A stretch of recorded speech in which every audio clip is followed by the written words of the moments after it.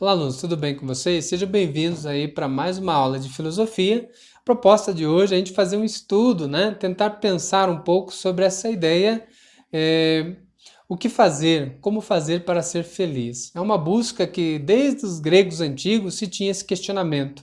Como ser feliz? Quais coisas eu devo fazer? Como devo ser para que a felicidade eu tenha, né? Como fazer para ser feliz? Então a gente vai ver que desde Aristóteles e outros pensadores, o homem é um ser inclinado a ser feliz. Nós buscamos a felicidade. Nós andamos a passos largos para tentar alcançar e, uma vez alcançando, abraçar de forma a não largar mais algo chamado felicidade, né? E aí, na aula de hoje, a gente vai pensar um pouco isso.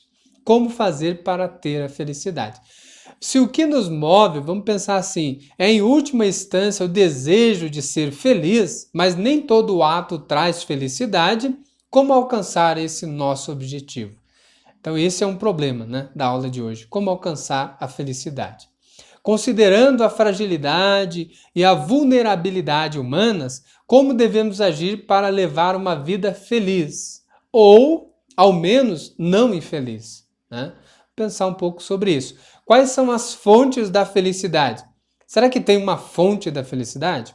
Vamos pensar um pouco sobre essa questão. Então vamos lá. Desde muito tempo atrás, até os antigos ou na antiguidade e até hoje, continuam sendo alguns fatores que trazem ao homem uma espécie de felicidade, entre aspas, aí. Vamos lá para eles. Primeiro, os bens materiais e riquezas. Podemos dizer que em sociedade é um dos pontos mais cobiçados pelo ser humano, né? Cada vez mais angariar bens materiais, né? E riquezas. O outro ponto, status social, poder e glória. A gente sabe que muitas pessoas gostam de likes, né, de visualização, ou mesmo de notoriedade, ou mesmo poder, ter pessoas que são subordinadas a ela, ou mesmo ter glória, né? Ser vangloriado aí em terra, né, na terra. Então, isso também é algo que o ser humano busca, né? Vai atrás e muitas das vezes recorre até à violência para poder ter esses tipos de coisas. E o terceiro ponto seria o prazer da mesa e da cama, né? Que seria o bem-estar corporal, que seria o ato aí da sexualidade carnal, e também o lado emocional. É algo também muito buscado para o ser humano, no qual ele diz que isso também traz a felicidade. Depois a ideia da saúde, né? Valorizada por muitos, né? Principalmente quando falta. Imagina lá aquela pessoa que de certa forma sempre viveu de qualquer jeito e de repente ela adquire uma doença e percebe que ela está fadada a morrer dentro de poucos dias. Então ela começa a perceber qual era o valor da saúde, né? Então muitos correm, né? Fazem de tudo para ter aí uma vida salutar, saudável. E o outro aspecto seria o amor e a amizade, né? Tem pessoas das quais têm medo de viver na solidão e sozinhas, né? Então quer logo um parceiro ou uma parceira para condividir e partilhar momentos da vida, que seria o parceiro no amor, né? Alguns traduzem como alma gêmea, né?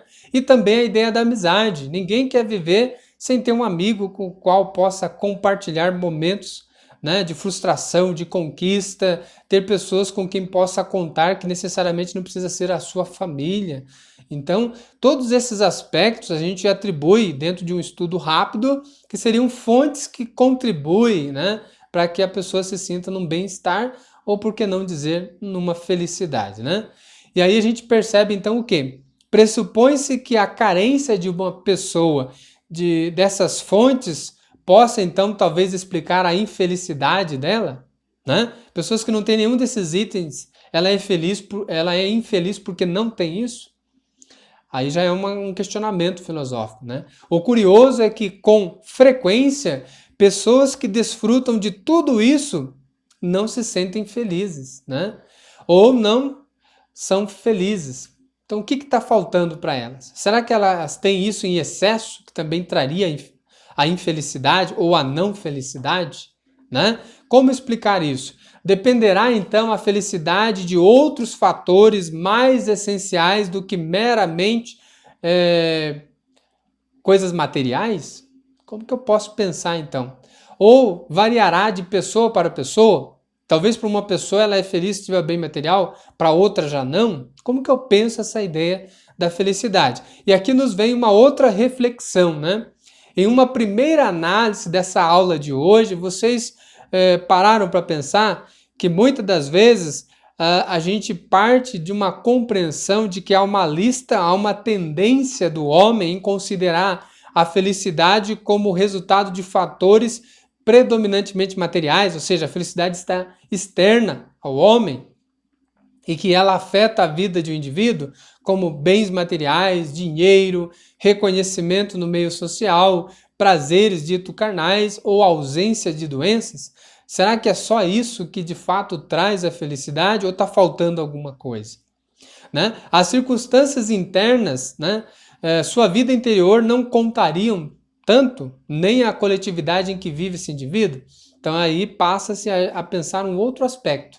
Não é só a questão interna, né? Aliás, externa que dita a minha felicidade, é a questão interna também. E aí a gente entra com o pensamento de Platão. Para Platão, o filósofo clássico, ele vai dizer que a felicidade advém do conhecimento e bondade, né?